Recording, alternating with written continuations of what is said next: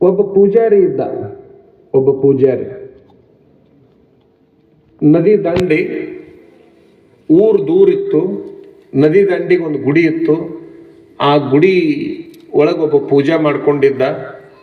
ಒಂದಿಷ್ಟು ಊರಾಗ ದುಡಿಲಾರ್ದಂಥವ್ರು ಇದ್ರಲ್ಲ, ಆ ಗುಡಿಯಾಗ ಬಂದು ಆಗಾಗ ಕುಂದಿರ್ತಿದ್ರು. ಆ ಗುಡಿ ಒಳಗೆ ಕುಂತ್ಕೊಂಡಂಥ ಸಂದರ್ಭದಲ್ಲಿ ಮಳೆಗಾಲ, ಮಳೆ ಬರಾಕತ್ತಿತ್ತು, ಹೊಳಿ ತುಂಬಿ ಬರಾಕತ್ತಿತ್ತು. ಹೊಳಿ ಏನು ಮಾಡಿತೆ ಅಂದ್ರೆ ಗುಡಿ ಸಮೀಪ ಬರಾಕತ್ತಿತ್ತು. ಆ 4 ಜನ ಕುಂತವ್ರು ಏನಿದ್ರಲ್ಲ, ದುಡಿಲಾರ್ದವ್ರು, ಅವರು ಪೂಜಾರಿಗೆ ಹೇಳಿದರು, ಮಳಿ ಬಹಳ ಆದಂಗೆ ಕಾಣ್ತೈತಿ, ಹೊಳಿ ಭಾಳ ಏರಿಕೆ ಒಳಗೈತಿ, ಹಾಗಾಗಿ ನಡಿಯಪ್ಪ ಊರಿಗೆ ಹೋಗಿಬಿಡುನು, ಗುಡಿಯಾಗಿರೋದು ಬೇಡ ಅಂಥೇಳಿ ಪೂಜಾರಿಗೆ ಹೇಳಿದರು. ಅವ ಅಂದ, ನಮ್ಮ ದೇವ್ರ ಬಗ್ಗೆ ನಿಮಗೆ ಗೊತ್ತಿಲ್ಲ, ನಮ್ಮ ದೇವರು ಬಹಳ ಸಮರ್ಥದನ, ಅವ ನನ್ನ ಕಾಪಾಡ್ತಾನ, ನಿಮಗೆ ನಂಬಿಕೆ ಇದ್ರೆ ಇರ್ರಿ, ಇಲ್ಲ ಅಂದ್ರೆ ಹೋಗ್ರಿ ಅಂದ. ಇಲ್ಲ, ಹಂಗೆ ಮಾಡಬೇಡ, ನೀ ಮತ್ತೆ ಬರಿ ಅಂತ, ಅದ ದೇವ್ರನ್ನ ನಂಬಿಕೊಂಡಿರಿ ಅಂತ, ಮತ್ತೆ ಬರಿ ಅಂತ ಬಾ ಅಂತೇಳಿ ಭಾಳ ಹೇಳಿದರು. ಎಷ್ಟು ಹೇಳಿದ್ರು ಹೋಗ್ರಿ ಅಂದವ. ಅವ್ರು ಹೋದ್ರು, ಇವ ಉಳ್ಕೊಂಡ. ಊರಾಗ ಹೋಗಿ ಹೇಳಿದರು, ಪೂಜಾರಿನ ಕರೆದ್ರು ಬಂದಿಲ್ಲ, ಹೊಳೆ ನೋಡಿದ್ರು ಭಾಳ ಏರಿ ಬರಾಕತ್ತೈತಿ ನೋಡ್ರಿ ಅಂತ ಊರಾಗ ಹೇಳಿದ ಕೂಡಲೇ ಊರು ಹಿರಿಯರು ನೋಡಿದ್ರು. ಆಗಲೇ ಹೊಳಿ ಗುಡಿಯನ್ನು ಸುತ್ತ ಹಾಕಿತ್ತು. ಹೊಳಿ ದಂಡಿ ಹತ್ತಿ ಮ್ಯಾಲೆ ಬಂದು ಗುಡಿ ಸುತ್ತ ಹಾಕಿತ್ತು. ಅವರು ಡೋಣಿ ತಗೊಂಡು ಬಂದು ಪೂಜಾರಿಗೆ ಹೇಳಿದ್ರು, ಊರು ಹಿರಿಯರು, ಬೇಡಪ್ಪ, ಮಳಿ ಭಾಳ ಏರಿಕೆ ಒಳಗೈತಿ, ಹೊಳಿನೂ ಭಾಳ ಏರುತ್ತೆ, ಹೋಗುನು ಬಾ ಅಂತ ಕರೆದ್ರು.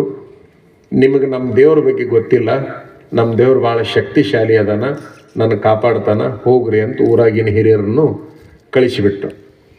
ಪೂಜಾರಿ ಏನು ಮಾಡಿದ ಅಂದ್ರೆ, ಗುಡಿಯಾಗಿ ಏನು ನೀರು ಬರಾಕತ್ತಿತ್ತಲ್ಲ, ಮ್ಯಾಳ್ಗಿ ಮೇಲೆ ಹತ್ತಿ ಕೂತ್ಕೊಂಡ. ಅವ್ರು ಹೋಗಿ ಪೊಲೀಸ್ ಸ್ಟೇಷನ್ಗೆ ಕಂಪ್ಲೇಂಟ್ ಕೊಟ್ಟರು. ಪೂಜಾರಿ ಒಬ್ಬ ನೀರಾಗ ಸಿಕ್ಕೊಂಡಾನ, ಬರುವಲ್ಲ, ನಾವು ಕರೆದ್ರೆ ನೀವೇನಾರು ಮಾಡ್ತಿದ್ರೆ ಮಾಡ್ರಿ ಅಂದ್ಕೂಡ್ಲೆ ಪೊಲೀಸರು ಬಂದರು. ಪೊಲೀಸರಿಗೆ ಹೇಳ್ದವ, ನಮ್ಮ ದೇವ್ರ ಬಗ್ಗೆ ನಿಮಗೆ ಗೊತ್ತಿಲ್ಲ, ಅವ ನಮ್ಮನ್ನು ಕಾಪಾಡ್ತಾನ, ನೀವು ಹೋಗ್ರಿ ಅಂತ ಅಂದ. ಎಷ್ಟು ಕರೆದ್ರು ಬರಲಿಲ್ಲ. ಆಗಲೇ ನೀರು ಎಲ್ಲಿಗೆ ಬಂದಿತ್ತಂದ್ರೆ ದೇವರ ಮುಳಿಗೆ ಹೋಗಿತ್ತು. ಗುಡಿಯಾಗ ದೇವರ ಮೂರ್ತಿ ಇತ್ತಲ್ಲ, ಅದೆಲ್ಲ ಮುಳಿಗೆ ಹೋಗಿತ್ತು. ಮತ್ತು ಹಂಗಂದ ಮೇಲೆ ಆ ಪೊಲೀಸರು ಏನು ಮಾಡಿದ್ರು ಅಂದ್ರೆ, ತಾಲೂಕಿನ MLAಗರ ಒಂದು ಮಾತು ಹೇಳಿಬಿಡ್ನು, MLAಗರ ಬೆಲೆ ಕೊಡ್ಬೋದು ಅಂತೇಳಿ ಅವ್ರು ಹೋಗಿ ವರದಿ ಕೊಟ್ಟರು. ಸರ್, ಹಿಂಗೆ ಒಬ್ಬವ ಪೂಜಾರಿ ಬರುವಲ್ಲ ಅಂಥೇಳಿ. ಆ ಪೂಜಾರಿ ಬರುವಲ್ಲ ಅಂತಂದು ಕೂಡ್ಲೇ ಮತ್ತು MLA ಬಡ ಬಂದ.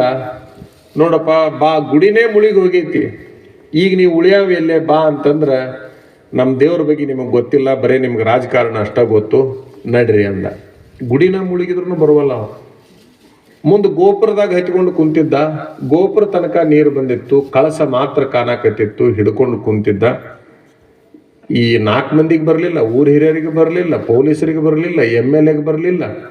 ಏನು ಮಾಡ್ಬೇಕಪ್ಪ ಇನ್ನು ಅಂತ ಹೇಳಿ ತಿಳ್ಕೊಂಡು ಕೊನೆ ಕಾಲಕ್ಕೆ ಸ್ವಾಮಿಗಳದಾರ, ಇಲ್ಲೊಬ್ಬರು ಭಾಳ ಪ್ರಭಾವಿ ಸ್ವಾಮಿಗಳು, ಅವ್ರಿಗೆ ಹೋಗಿ ಕೊನೆಯದಾಗಿ ಹೇಳಿಬಿಡುನು, ಈಗಂತೂ ಡೋನಿಗೀನಿ ಏನು ನಡೆಯಂಗಿಲ್ಲ, ಒಂದು ಹೆಲಿಕಾಪ್ಟರ್ ಕೊಟ್ಟು ಕಳಿಸ್ಬಿಡುನು ಅಜ್ಜವ್ರನ್ನ ಅಂತೇಳಿ ಸ್ವಾಮಿಗಳಿಗೆ ಹೆಲಿಕಾಪ್ಟರ್ ಸರ್ಕಾರ ಕೊಟ್ಟು, ಪೂಜಾರಿ ಏನಾರು ಮಾಡಿ ರಕ್ಷಣೆ ಮಾಡಬೇಕು ಅಂಥೇಳಿ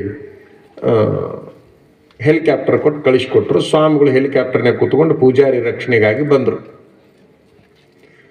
ಸ್ವಾಮಿಗಳು ಕರೆದ್ರು, ಬಾರಪ್ಪ ಹೋಗುನು ಅಂತೇಳಿ. ಗುರುಗಳ, ನಿಮಗೂ ಗೊತ್ತಿಲ್ಲರಿ ನಮ್ಮ ದೇವ್ರ ಬಗ್ಗೆ, ನೀವು ಸುಮ್ಮನೆ ಸ್ವಾಮಿಗಳಾಗಿರಿ, ಹೋಗ್ರಿ ಅಂದವು. ಏನು ಸ್ವಾಮಿಗಳು ಉಪದೇಶ ಎಷ್ಟದವು ಎಲ್ಲ ರೀತಿಯಿಂದ ಮಾಡಿದರು. ಇರ್ತಾವಲ್ಲ ಉಪದೇಶ ಅಂತಂದ್ರೆ ಏನ್ರಿ, ಶರೀರ ಮಾಧ್ಯಮ ಖಲು ಧರ್ಮ ಸಾಧನಂ ಅಂತೇನು ಒಂದು ಹಿಂಗೆ ಮಾತದವಲ್ಲ. ಅಂದ್ರೆ ಶರೀರ ಇತ್ತು ಅಂತಂದ್ರೆ ಧರ್ಮ ಸಾಧನೆ ಮಾಡಕ್ಕೆ ಬರ್ತೈತಪ್ಪ, ಅದ ಹೋತಂದ್ರೆ ಏನು, ಇಂಥವೆಲ್ಲ ಉಪದೇಶಗಳನ್ನು 100 ಮಾಡಿದ್ರು ಅವರು. ನಿಮ್ಮ ಉಪದೇಶ ನಿಮ್ಮ ಹತ್ರ ಇರಲ್ರಿ, ಹೋಗಿ ಬರ್ರಿ ನಾವು. ಯಾವಾಗ ಸ್ವಾಮಿಗಳು ಹೋದ್ರು, ಕಳಸದ ಮೇಲೆ ನೀರು ಬಂತು, ಇವನು ತೊಗೊಂಡು ಹೋತು. ನೀರು ತೊಗೊಂಡು ಹೋಗಿ ಎಲ್ಲಿ ಒಗಿತಂದ್ರೆ ದೇವರ ಬಲ್ಲ, ಅವನು ಅಲ್ಲಿಂತಲ್ಲಿ ನೀರು ಒಗಿತು, ಸತ್ತ. ಪೂಜಾರಿ ಸತ್ತ ಮೇಲೆ ಸ್ವರ್ಗಕ್ಕೆ ಹೋದ. ದೇವ್ರ ಹತ್ರ ನಿಂತ್ಕೊಂಡ. ಏನೋ ದೇವ್ರ, ನಿನಗೊಂದು ತಟಗರ ಕಬರ್ ಐತೆ ಅಂದವ. ನಿನಗೊಂದು ಸ್ವಲ್ಪರ ಕಬರ್ ಐತೆ ನಿನಗೆ? ನಾನು ನಿನ್ನ ಎಷ್ಟು ನಂಬಿದಾವ ಅಂತಂದ್ರೆ 4 ಜನ ಕರೆದ್ರು ಹೋಗ್ಲಿಲ್ಲ, ಪೊಲೀಸರು ಕರೆದ್ರು ಹೋಗ್ಲಿಲ್ಲ, MLA ಕರೆದ್ರು ಹೋಗ್ಲಿಲ್ಲ, ಸ್ವಾಮಿಗಳು ಕರೆದ್ರು ಹೋಗ್ಲಿಲ್ಲ, ಊರಾಗ ಹಿರಿಯರು ಕರೆದ್ರು ಹೋಗ್ಲಿಲ್ಲ. ಅಷ್ಟು ನಂಬಿಕೊಂಡಿರ್ತಕ್ಕಂಥ ನನ್ನನ್ನು ನೀನು ಈ ರೀತಿ ಸಾಯಿಸೋದ ಅಂತ ಕಂಪ್ಲೇಂಟ್ ಮಾಡಿದೆ ದೇವರಿಗೆ. ಆ ದೇವ್ರು ಹೇಳ್ತಾನ, ನೀ ನನ್ನ ಬಹಳ ನಂಬಿದ್ದಿ ಅನ್ನೋ ಒಂದೇ ಒಂದು ಕಾರಣಕ್ಕನ ಮೊದಲು 4 ಮಂದಿ ಕಡೆಯಿಂದ ಹೇಳಿಸಿದ್ ನಾನು ಅಂದ. ಮೊದಲು 4 ಮಂದಿ ನಿನಗೇನು ಹೇಳಿದ್ರಲ್ಲ, ನಾನೇ ಹೇಳಿಸಿದ್ದ ಅವ್ರ ಕಡೆಯಿಂದ. ನೀ ಅವ್ರಿಗೆ ಬೆಲೆ ಕೊಡ್ಲಿಲ್ಲ. ಅದರ ನಂತರದಲ್ಲಿ ಆ ಮಂದಿ ಇದ್ರು ನಾವು ಊರ್ ಹಿರಿಯರನ್ನ ಕಳಿಸ್ಕೊಟ್ಟೆ, ಅದಕ್ಕೂ ನೀ ಬೆಲೆ ಕೊಡ್ಲಿಲ್ಲ. ಪೊಲೀಸರನ್ನ ಕಳಿಸ್ಕೊಟ್ಟೆ, ಅದಕ್ಕೂ ನೀ ಬೆಲೆ ಕೊಡ್ಲಿಲ್ಲ. MLA ಕಳಿಸ್ಕೊಟ್ಟೆ, ಅದಕ್ಕೂ ಬೆಲೆ ಕೊಡ್ಲಿಲ್ಲ. ಕೊನೆ ಕಾಲಕ್ಕೆ ನನ್ನ ಪ್ರತಿನಿಧಿಯಾದ ಸ್ವಾಮಿಗಳನ್ನೇ ಕಳಿಸ್ಕೊಟ್ಟೆ, ಅದಕ್ಕೂ ನೀನು ಬೆಲೆ ಕೊಡ್ಲಿಲ್ಲ. ಅವಾಗ ನಾ ಖಾತ್ರಿ ಮಾಡಿಕೊಂಡೆ, ನಾ ಬಂದ್ರು ಬೆಲೆ ಕೊಡಲ್ಲಿವ ಅನ್ನೋ ಗ್ಯಾರಂಟಿ ಮೇಲೆ ನಾ ಕೈ ಬಿಟ್ಟೆ ನಿನ್ನ ಅಂತ ಒಂದು ಮಾತನ್ನ ಅವ ಹೇಳ್ತಾನೆ. ಏನಿದ್ರ ಅರ್ಥ? ಇದೊಂದು ಕತೆ.